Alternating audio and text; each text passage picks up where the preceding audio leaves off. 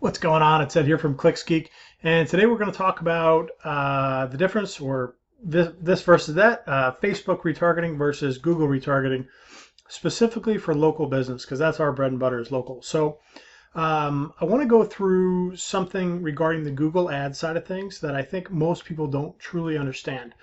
I'm on one of the Google support pages right now, and I am in, I just Googled Google Ads minimum list size or something like that and came up with this page. And I want to show you this. So for the Google Display Network, which is what most people think of when they think of retargeting, that's when you see the banner ads all over the place on Fox News and ESPN, Huffington Post, and everywhere else you see banners. You'll notice that you need a minimum of 100 active visitors within a 30-day range in order for that campaign to actually kick on. So for a lot of local businesses, that's a big number. And keep in mind, not every click actually leads to an active visitor. You'll have guys that have blockers on, ad blockers, pixel blockers, things like that, and not everyone counts. So you've got to be in a niche that gets a lot of clicks or have a lot of organic traffic or direct traffic in order to have enough people pixel to get that list size large enough.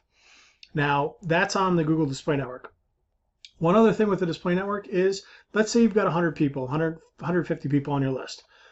Part of the issue I see is everybody else that has that person pixeled. So every supplement company, every restaurant, every ESPN, Netflix, all the billion-dollar brands that have them pixeled as well are going to pay pennies to serve the ad or to produce a click from the ad in their list, because their lists are so much larger than ours. Whereas our little list of 100 people, we basically need like 100% impression share for anyone to actually see these ads or get any clicks. Because of that, you're going to have to bid higher. So let's say your retargeting is like $5 a day, $10 a day. You're going to go through that kind of quickly because you're going to have to bid higher in order to get any results out of the campaign. So for that reason, I'm not that crazy about it. And I don't offer this as a service. I just think it's a better fit for most local businesses when it comes to remarketing is Facebook. Facebook and Instagram. Put a $5 a day budget in place and you'll get some good traction pretty quickly and pick off low-hanging fruit that way. I just think it's a better use of budget for the client. So you build out a retargeting campaign. So let's say you're an agency owner. You don't have the skill set to build out either of these and you're going to outsource both or a Google remarketing list or retargeting list or retargeting campaign versus a Facebook one. Facebook, go to YouTube and type in how to set up a Facebook retargeting campaign. There's tons of how-to videos. It'll take you 5-10 minutes to watch the video and then another 5 to 10 to implement it. And you can implement it with a video testimonial. You can implement it with just a standard text ad and an image. Lots of different things you can do, but it's just a matter of getting the brand in front of these people more and more and more. Whereas with Google, and by the way, as an agency, you can implement that yourself internally really cheap, and it's a nice service you can offer on the back end as either just something you're offering or an additional 100, 200, 300, 500 bucks a month, depending on the niche and depending on how much traffic they're getting.